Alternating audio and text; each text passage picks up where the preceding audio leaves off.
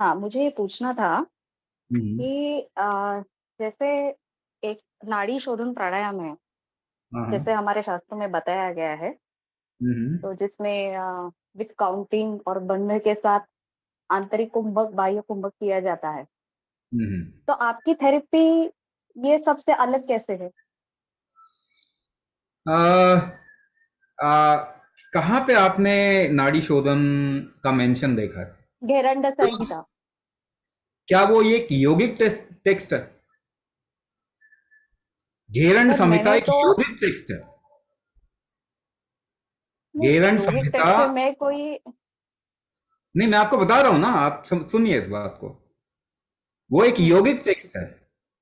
घेरंड संहिता में आखिरकार, घेरंड संहिता के प्रैक्टिसेस करने के बाद में लास्ट में मिलेगा क्या आपको? नहीं, एवरीथिंग इज अबाउट कि एक हैविंग अ गुड हेल्थ।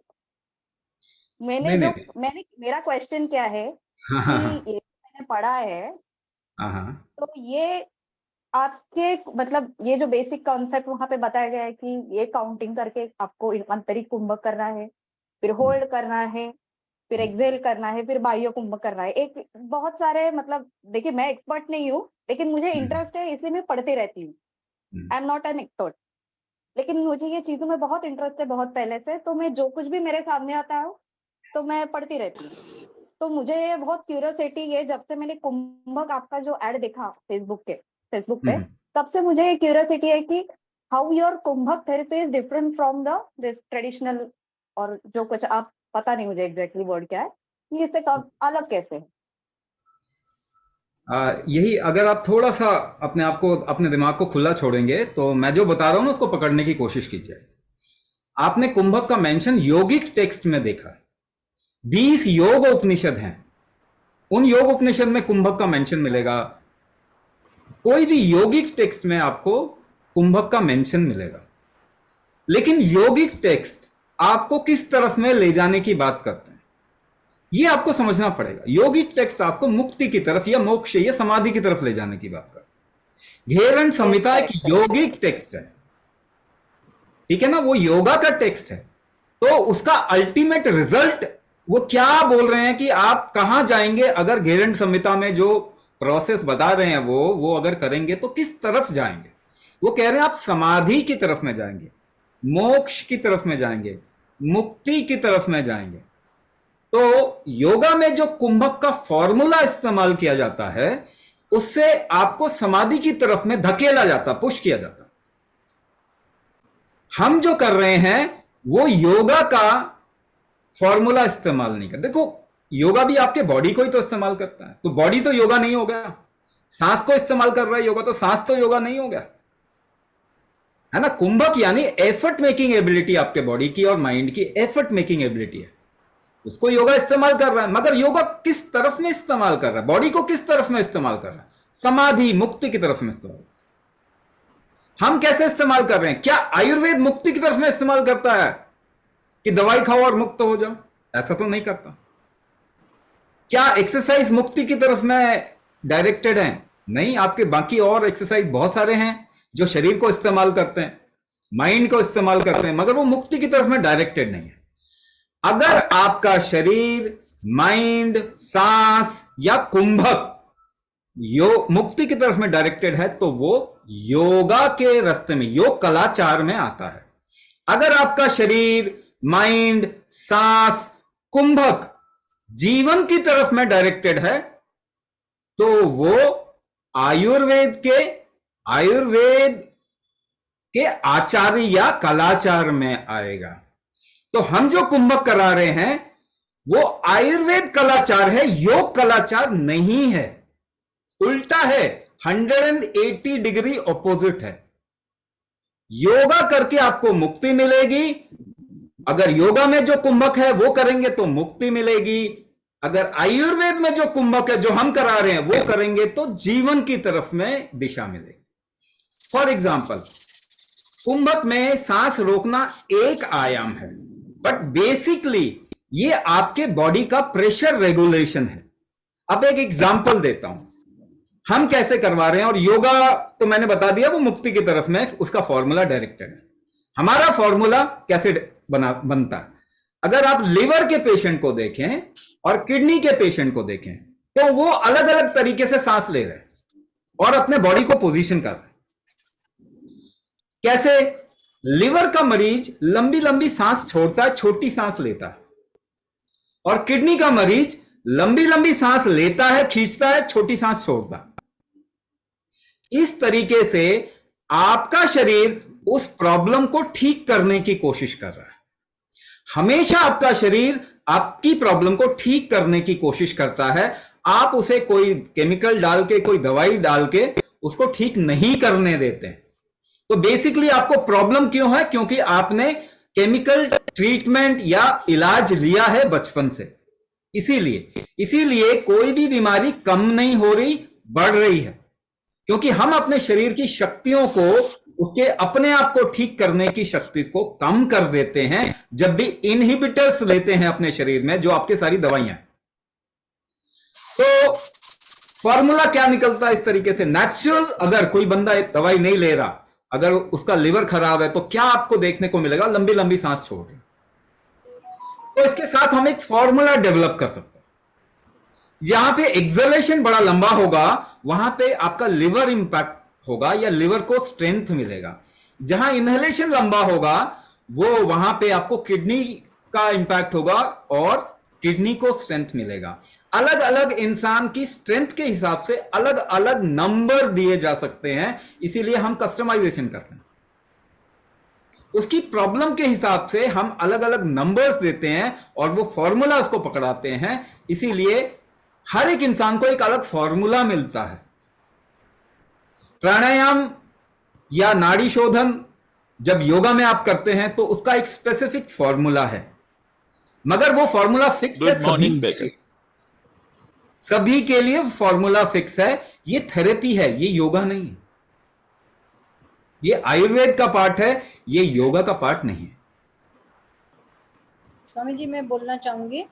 हाँ, स्वामी जी मेरे को शुगर है और फ्रोजन शोल्डर है और कॉन्स्टिपेशन भी रहता है, और इसके कारण मुझे ऐसा फील होता है कि मेरे पैर चल नहीं रहे हैं, चलने के लिए मना कर रहे हैं, पैरों में दर्द होता है।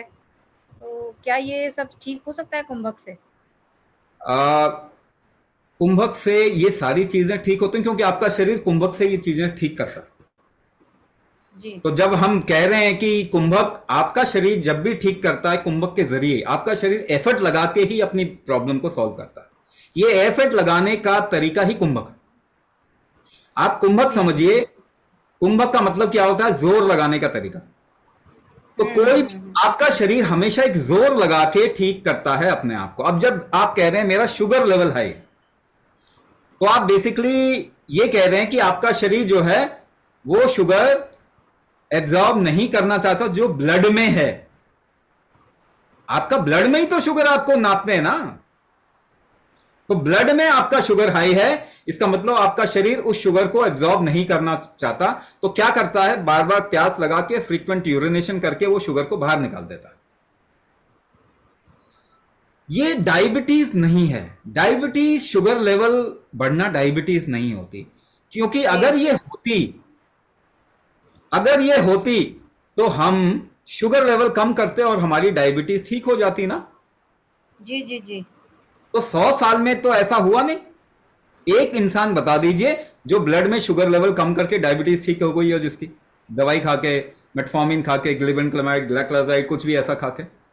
नहीं गुरुजी, दवाइयों से तो शुगर ठीक नहीं हुआ, लेकिन पैरों में प्रॉब्लम है। मैंने नेचुरोपैथी नहीं, मैं आ रहा हूं, मैं उस बात पे आ रहा हूं अभी। हाँ। पहले शुगर की बात तो कर रहे हैं। आपने शुगर बोला ना पहले। हाँ। तो शुगर, मैं क्या यही पूछ रहा हूँ, 100 साल में किसी एक इंसान का भी डायबिटीज ठीक हुआ शुगर लेवल कम करके? नहीं हुआ। मगर प्रॉब्लम बढ़ी या नहीं बढ़ी? आपने शुगर कम करना शुरू किया तो फिर न्यूरोपैथी, रेटिनोपैथी और पता नहीं क्या क्या, blood pressure, heart disease, kidney का इश्यू, ये सब बढ़ता है ना लोगों में। जी जी। तो आप जो शुगर लेवल कम करते हैं उसी की वजह से प्रॉब्लम आती है। पहली बात ये समझिए कि शुगर लेवल डायबिटीज नहीं होती। दूसरा, शुगर लेवल को कम करने से, क्योंकि ब्लड का शुगर आपके ऑर्गन में चले जाता है, नर्वस सिस्टम में चले जाता है, तो फिर nervous system, nervous damage, peripheral neuropathy जो आपको अभी पेरिफेरल न्यूरोपैथी होगा, क्योंकि आपने ब्लड शुगर को कम करने की कोशिश की। तो शुगर घटाया तो ब्लड से शुगर कहां डिस्प्लेस होके कहां गया, नर्वस सिस्टम में चला गया, अब वो वीकनेस है। अच्छा, इसका दूसरा पक्ष, इसको इस तरीके से समझने से आपको सॉल्यूशन नहीं मिलेगा। अब मैं दूसरे तरीके से समझा रहा हूं, उसको समझिए। जी।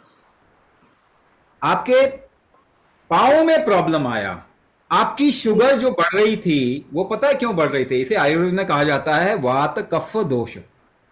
जी जी।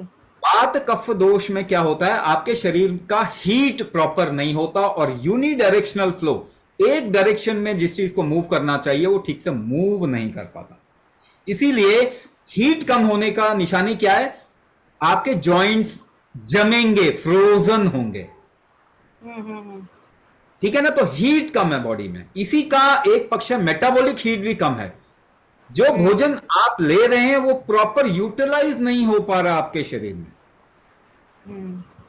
तो अगर आप अपने शरीर में हीट बनाने की व्यवस्था जो है उसको थोड़ा स्ट्रांग कर लेंगे तो आपकी ये सारी प्रॉब्लम सॉल्व हो जाएगी। ये कैसे किया जा सकता है? एक तो ये बताया हीट बनाने की व्यवस्था, दूसरा यूनिडायरेक्शनल फ्लो, क्योंकि आपके शरीर में चीजें एक डायरेक्शन में प्रॉपरली फ्लो नहीं होता।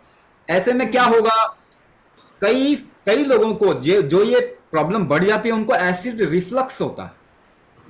एसिड रिफ्लक्स होता है, सिर में दर्द होगा, कभी कभी माइग्रेन होगा, सर्वाइकल का इश्यू आएगा, फ्रोजन शोल्डर होगा, ऊपर की तरफ में प्रॉब्लम आएगी क्योंकि नीचे जाने की बजाय ऊर्ध्वगत वायु ऊपर की तरफ में चीजें उठ रही। ऐसे में कमर से नीचे का एरिया एक तरीके वंचित रह जाता है।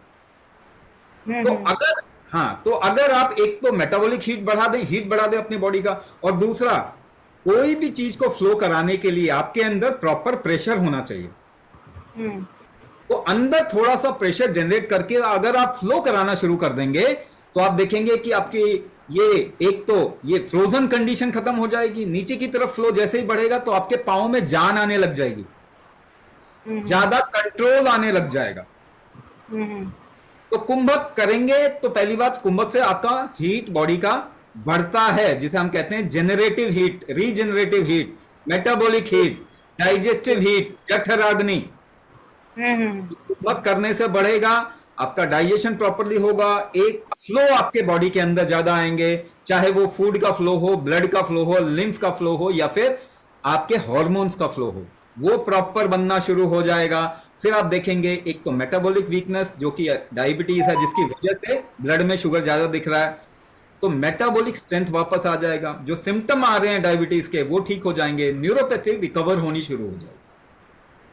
तो कुंभक इस तरीके से आपके इस कंडीशन को पूरा रिवर्स कर सकता है, कोई भी दवाई नहीं कर सकती।